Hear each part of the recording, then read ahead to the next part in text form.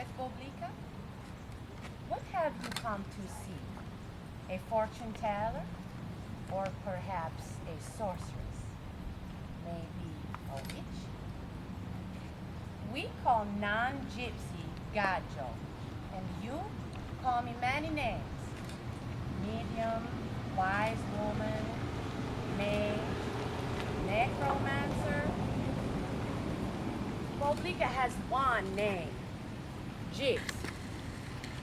Gypsy ways are strange to gajo. You tell naughty children, behave or I sell you to gypsy. Like we are boogeymen?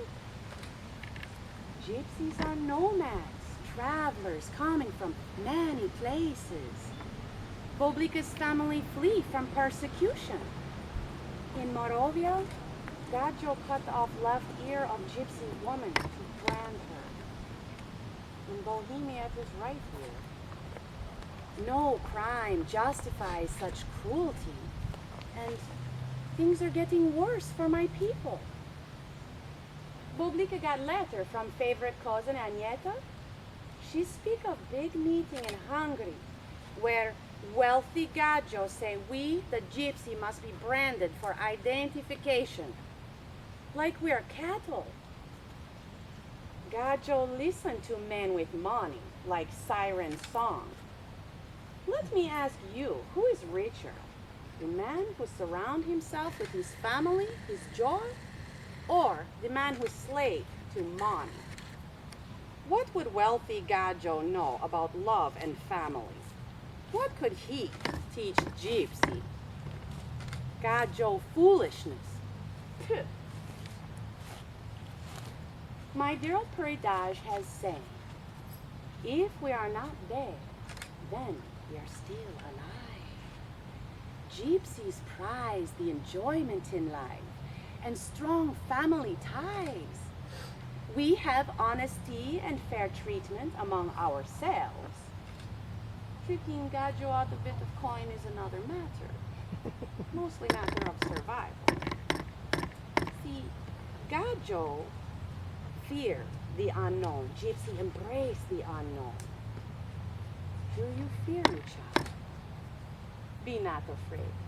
Boblicka burns white sage to protect from evil eye. The spirits of the dead cannot harm you here, for tonight we walk upon hallowed ground. See, gypsies travel. Some read poem or tarot. Some sell charms or spells. But tonight, Boblicka has only tale to tell. So listen well and remember. A certain man could not find his axe, though he searched and searched. He suspect neighbor stole. Man does not like his neighbor because his neighbor look different. He look different, he speak different. Each time the man sees the neighbor, he becomes more angry than the last. Until one day, he turns neighbor into authorities for stealing. Authorities come and they chop off neighbor's right hand for stealing.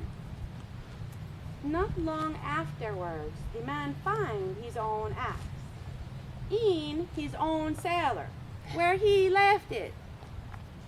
What does this parable tell you? Do not judge your neighbor.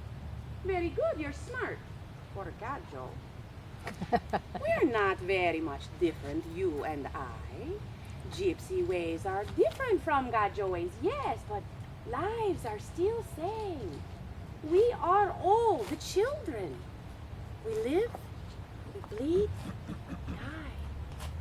What is bad about being tinker or hawker, telling stories and travel with family? We are all the children. We are the seasons.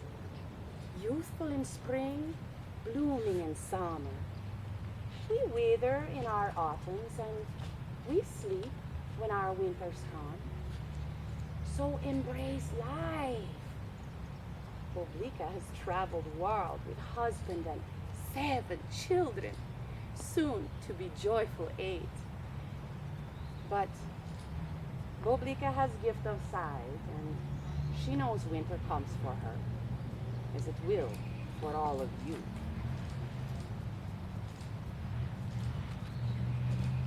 Boblicka Rodoslovic was born on September 30th, 1875. At the age of 34, Boblicka and her family had recently come from Holland. The family was based in Chicago and had traveled to Allegan to the fair in the fall of 1910.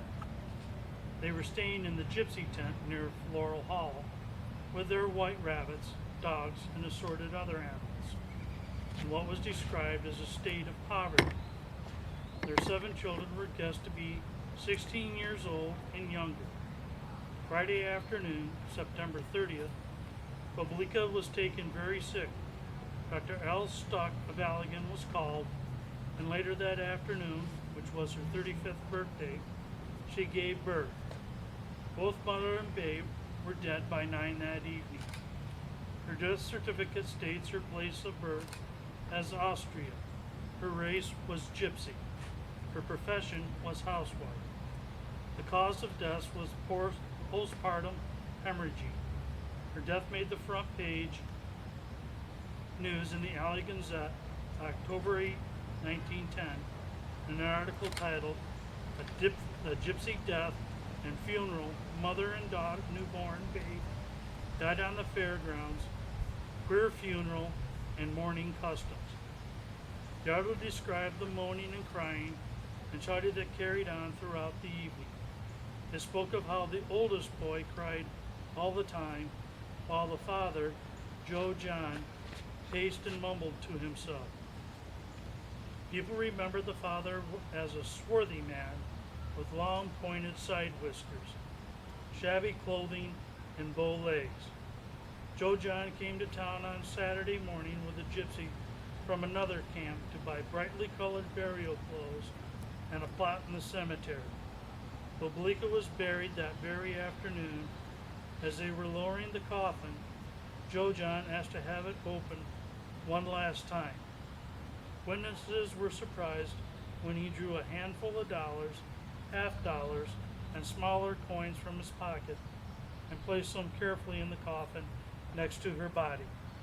He then stayed and helped cover the grave with dirt, patting and packing the ground when they were finished. He very much desired to have the grave cemented over, but this was not allowed by the cemetery board. Joe John paid about $70 cash for the funeral from a large wad of bills he carried. He told then undertaker Gordon he would return in 4 weeks' time to see the headstone set. Joe John told a gypsy friend that he needed to find a mother for his children. The sad family hitched their 3 horses to their old delivery wagon the day after the funeral and headed back to the funeral, Chicago.